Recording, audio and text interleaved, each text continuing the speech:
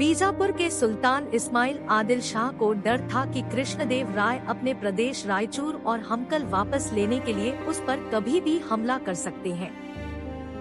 उसने कई लोगों के मुख से यह सुन रखा था कि कृष्णदेव राय इतने बहादुर और शूरवीर है कि ऐसे कई प्रदेशों को जीतकर वापस हासिल कर चुके हैं।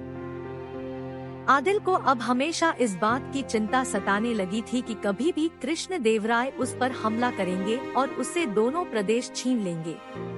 वह इतना परेशान रहने लगा था कि उसका खाना पीना सोना सब हराम हो गया था। इसलिए उसने इस चिंता से मुक्ति के लिए कृष्णदेव राय की हत्या करने का मन बना लिया। इसके लिए उसने बड़े इनाम का लालच देकर तेनाली रामा के पुराने सहपाठी, जो कि उसके मामा के संबंधी भी थे, उस कनकराजू को इस काम के लिए राजी कर लिया। इस षड्यंत्र में शामिल कनकराजू अपने मित्र तेनालीराम के घर पहुंचा। तेनालीराम मित्रों का मित्रता उसने दिल खोलकर अपने पुराने सहपाठी मित्र कनकराजू का आदर सत्कार किया।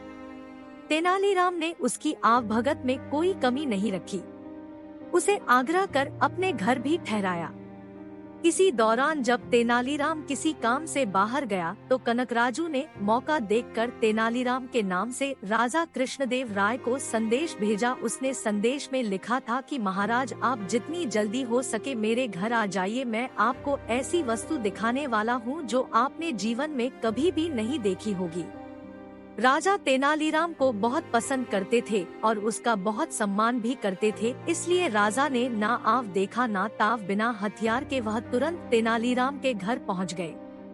जैसे ही राजा तेनालीराम के घर में प्रवेश करने लगे कि कनकराजू ने एक खंजर से उन पर हमला कर दिया। लेकिन हर तरह की युद्ध कला में पारंगत राजा ने इससे पहले कि उनके शरीर पर कोई घाव हो कनकराजू की कलाई पकड़ ली और इतनी ही देर में राजा के अंगरक्षकों ने उसे पकड़कर मार मार कर कनकराजू को वहीं पर ढेर कर दिया। कनकराजू को तो अपने किए की सजा मिली ही, लेकिन उस वक्त के कानून के हिसाब से जो व्यक्ति राजा की हत्या की साजिश करने वाले को अपने घर में आश्रय देता था उसे भी मौत की सजा सुनाई जाती थी। सो राजा ने तेनालीरामा को भी मौत की सजा सुना दी। तेनालीराम ने राजा से रहम की अपील की और अपने बेकसूर होने का दावा किया। कृष्णदेव राय मन ही मन यह मानते थे कि तेनालीराम बिल्कुल बेकसूर है, लेकिन सबूत के अभाव के कारण वह उसे बिना सजा दिए नहीं छोड़ सकते थे। कृष्णदेव राय ने तेनालीराम से कहा कि मैं तुम्हें इस सजा से बिल्कुल भी माफ नहीं कर सकता, लेकिन हाँ, मैं तुम्हें अपने लिए मौत की सजा का प्रकार चुनने का अवसर जरूर दे सकता हूँ। काफी सोचने के बाद तेनालीराम ने महाराज से विनती की कि उसे मौत की सजा दी जाए, लेकिन बुढ़ापे की मौत की सजा दी जाए। इस तरह से अपनी बुद्धि और समझदारी का इस्तेमाल करके तेनालीराम एक बहुत बड़ी समस्या से बाहर निकल आया और अपनी जान बचाने में कामयाब हुआ।